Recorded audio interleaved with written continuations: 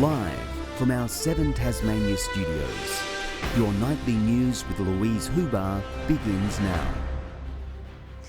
Good evening. Independent Meg Webb has been criticised for suggestions she made under parliamentary privilege about individuals possibly implicated in the Child Sexual Abuse Commission of Inquiry. The Premier's dismissed the speech, calling for an apology. Some of those named hit back today, others have stayed quiet. A day after Meg Webb's bombshell speech suggesting some public servants were in the Commission of Inquiry's crosshairs, the Premier's hit back. Assumptions that are not only wrong at law and inaccurate, but which have now maligned many individuals and entities. The Premier says the 22 individuals who submitted a procedural fairness response aren't necessarily those 22 who were given a notice alleging misconduct or potential adverse findings. He wants the member for Nelson to apologise.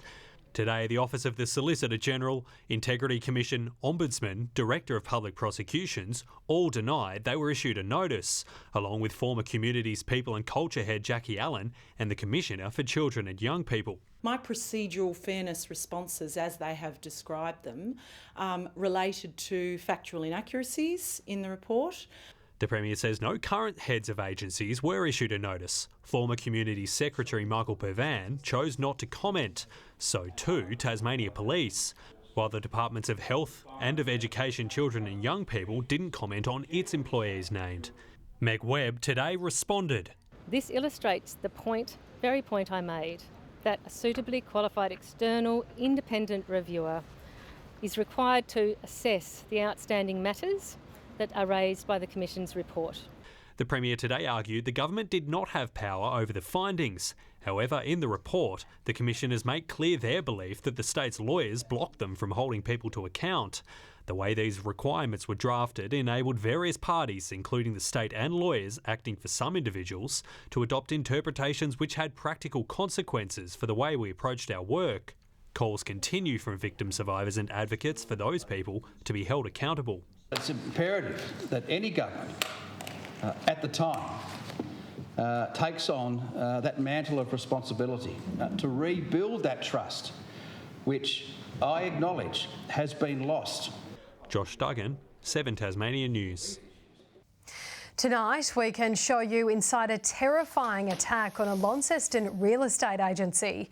Video posted online shows a man smashing several videos as he storms out of a business, causing an estimated $80,000 worth of damage. Police have charged the man they believe is responsible. The 28-year-old is due to face court later this year. Two new reports show Hobart's house prices grew during October. PropTrack's Home Price Index shows the city recorded a 0.5% rise. Meanwhile, CoreLogic found there was a 0.8% increase. However, the group believes the market remains buyer-friendly. Properties are sitting on the market for longer, vendors are having to offer more discounts to get properties sold, and stock levels are about 35% higher than where they've been historically. Both surveys reported growth in Hobart is still below last year's average.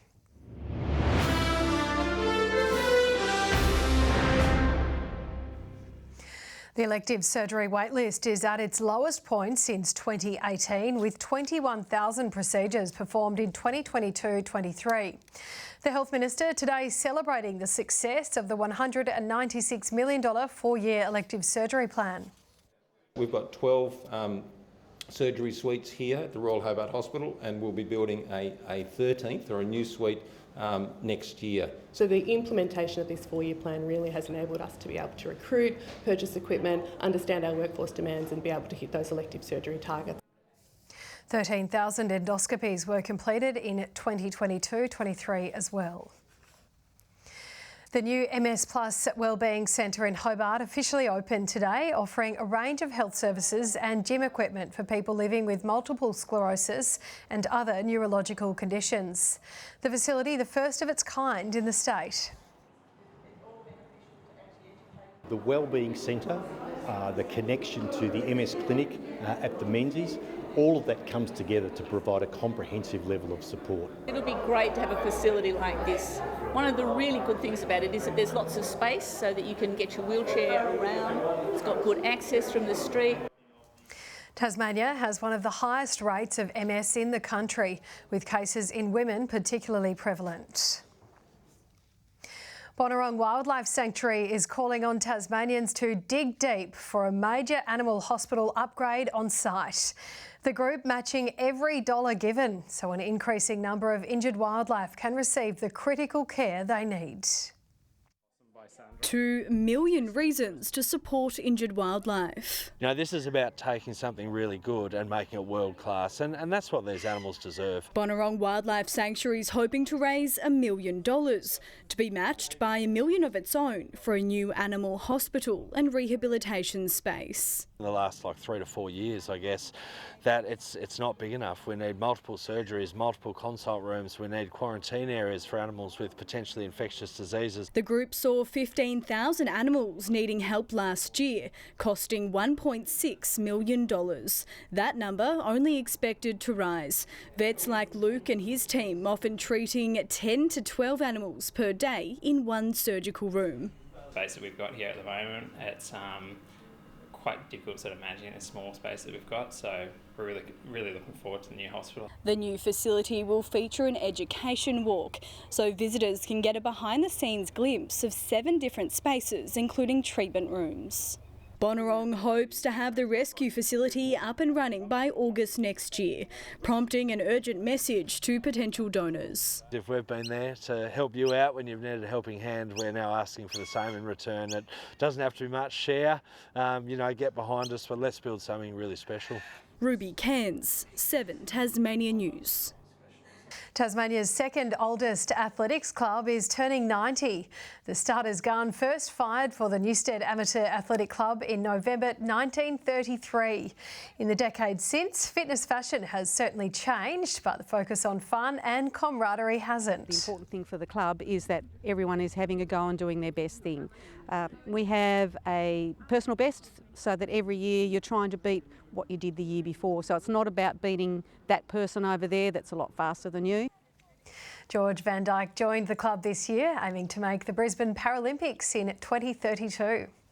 I go to the gym, I train with Newstead Athletics once a week, plus I do inter-clubs, which I started on October. The club is hosting a dinner to celebrate the milestone on November 11. Former Tas Racing employee is claiming to have been fired for raising concerns about animal welfare. Kira Salerno spoke to 7 Tasmania News last week about conditions at the greyhound adoption programs at Brighton Kennels. Stood down at the time, she says her concerns had been ignored. And I think even the people who want to speak out, they see how the people who have spoken out have been treated, and they don't want to be treated the same way. Kira was sacked for speaking an inconvenient truth. Tas Racing have been ignoring concerns about animal welfare. The Tas Racing spokesperson denied all animal welfare allegations and said the organisation doesn't comment on individual employment matters. A former national champion will ride in Cygnet's upcoming celebration of pedal power. Tasmania's Nicole FR is a confirmed starter in the Cygnet Cycling Festival. She will compete in the 64-kilometre race, which also doubles as this year's State Road Race Championship. The rider pleased to see the event become a tourist drawcard. When Sophia let me know and asked if I would get involved with it, it feels really purposeful. So exciting to see, Australian National Road Champion Nicole be there, as well as to just that humble rider. More than 240 riders are expected to take part on Saturday. After climbing Tasmania's 158 Ables in 158 days and raising $170,000 for charity in the process, Louis Taylor has been crowned Australian Geographic's Young Adventurer of the Year. The 30-year-old now on the hunt for his next big challenge. Oh, that's full hail! In conditions that would have any rational person hiding inside with a book or movie, Louis Taylor was somewhere on a Tasmanian mountain, letting nothing spoil his plan to scale the state's 158 Ables in 158 days. I saw Zane Robnick's record that he'd completed in 2.5 years, and I said to him, mate, what if you could do one a day? And it sort of was all born from there. And yeah, a lot of people thought that was pretty impossible, I guess. The effort catching the eye of the country's top explorers, named the Australian Geographic Society's Young Adventurer of the Year, recognising almost 6 months of solo trekking. Finishing on Mount Wellington for his 30th birthday. Waist deep through sort of mud and wading through a lake in order to get to the next mountain range, or going through snow. Louis is remaining tight-lipped on his next big adventure, but hopes to encourage more of us to venture into the great outdoors. I really promote everyone to get out of their comfort zone and learn a little bit about themselves outside of the city. The lessons and the experiences you'll have will really create beauty in your own lives. Nick Kelly, 7 Tasmania News. Hobart has officially been named a City of Literature by UNESCO, only the second place in Australia to achieve such an honour. It's as the state continues to face some troubling illiteracy rates. It's hoped the award prompts more people to read and make use of library facilities. Both inspiring people and really getting people interested in reading and books and storytelling, because we see that it's such an important part of Hobart's future. One of the parts of our submission was to say, let's do an early literacy push, actually getting people to read with children before bedtime. Libraries Tasmania says reading resources are available for both adults and children.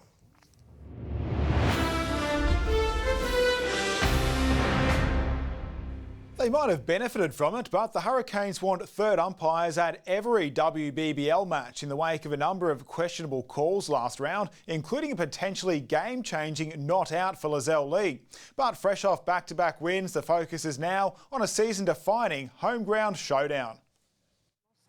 There's no place like home. After stints in Perth and Brisbane plus 2 games at UTAS Stadium, the Hurricanes are back at Blunston tomorrow night. Really looking forward to playing out here again, and it's always nice to sleep in your own bed too before a game. The side coming off 2 wins in a row, headlined by openers Lizelle Lee and Elise Villani.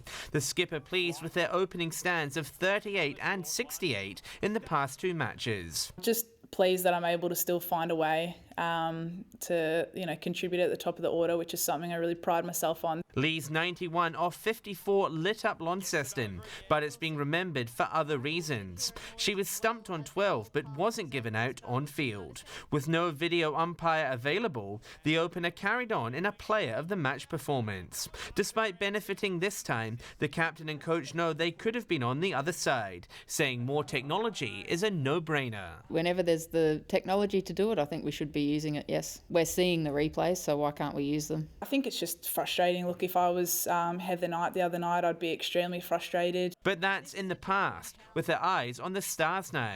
With both teams on 2 wins, the losers' finals chances are likely to be dealt a big blow. The Stars' batting lineup, Hobart's key concern. They've got a very strong batting lineup who haven't really fired yet, but they're always a dangerous side with the top 5 or 6 that they have. The first ball will be bowled at 7:10 tomorrow night. John Hunt, 7 Tasmania News. The Tigers are more like matadors, sending the Bulls scampering back to Queensland with plenty to think about. Tasmania's bowlers firing warning shots at the rest of the competition by tearing the Bulls apart late in the evening.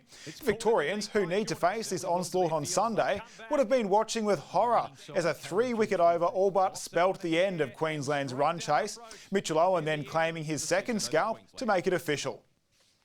The Diamonds finished their tour of Tasmania with a 27-goal thrashing of South Africa last night to complete a 3-0 series sweep. The game all but over by half-time, with shooter Danelle Wallam scoring 27 goals in the first half alone. The win topping off a stellar year for the world champions, who won or retained all trophies on offer. It's a great time to reflect now. It has been a really big year, and just so proud of this group. It's a really good time to be a part of the Diamonds. Tasmanians throwing their support behind the Aussies, with more than 6,000 attending the 2 games in Hobart. Our women's Hockey 1 side remains positive despite last week's thrashing at the hands of Brisbane.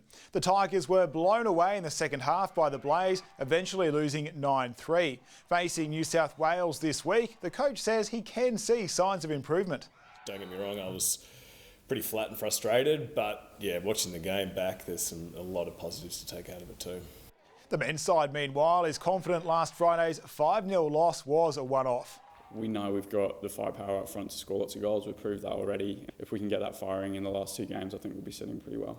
Both sides will face New South Wales in Sydney on Saturday night. And fingers crossed, Lou, that they can get the season back on track before we get to the business end of the season. Good evening. A few isolated showers fell about the west today, with mostly sunny conditions elsewhere. Hobart 19, Launceston 21, Devonport 17, Burnie 19 degrees. Across the state, Low Head 20, Wynyard, Friendly Beaches and Bushy Park sharing a top of 19, St Helens, Maria Island and Grove all 17, 16 for King Island and Lyweni, Flinders Island and Strawn 15 degrees. Extensive low cloud is seen over the West and Bass Strait Islands with sunny skies elsewhere. A cloud band sits over southeastern Queensland with embedded thunderstorms. Thunderstorms are also seen over the top end, southeastern WA and northwestern SA. Low-level cloud hovers over western Tasmania and coastal Victoria. Tomorrow a trough extends from Perth along the west coast of WA. A low persists over the Kimberley, extending across northern Australia. A high pressure ridge sits over southeastern Australia. To coastal waters, west to southwesterly winds 10 to 20 knots, reaching 25 knots about the south and northwest. Winds will tend variable around the northeast later in the afternoon. The north and east can expect an afternoon sea breeze. Southwesterly swells in the west and south building to 3.5 metres. Partly cloudy in Hobart and Cygnet tomorrow, expecting 20 degrees. Also partly cloudy and 23 in New Norfolk. Mostly sunny in Launceston 23, sunny in Devonport 18, much the same in Campbelltown 23 is the top. Burnie mostly sunny 18, a possible shower and 16 for Strawn. Partly cloudy conditions for Smithton with 20 degrees. St Helens partly cloudy 18, sunny in Swansea 18, also sunny in Fingal with 21. Forecast for Friday, showers about the south in the morning, developing about the north in the afternoon. Taking a look at the all-important weekend forecast, Saturday showers about the north with possible light showers elsewhere. Sunday showers about the north, otherwise fine. Further north tomorrow, Melbourne, cloudy 18, partly cloudy in Canberra 24. Similar conditions in Sydney 23, 24 and mostly sunny in Adelaide. And currently in Hobart is mostly sunny, 15 degrees, also mostly sunny in Launceston 18 and sunny in Devonport 17. Lou, we certainly needed that dose of vitamin D today. I completely agree. Thank you for that, Kaya. And before we leave you tonight, it wasn't just kids getting into the spirit of Halloween yesterday. These not so scary creatures at Tasmania Zoo also joined in on the fun. Feasting on a range of spooky goodies, some even looked the part. Our pick, though, for best dressed was this guy, because the only thing better than a devil at Halloween is, of course, a devil dressed as a witch. And that is all your news for tonight. I will be back later on with updates. Thanks for joining us. Good night.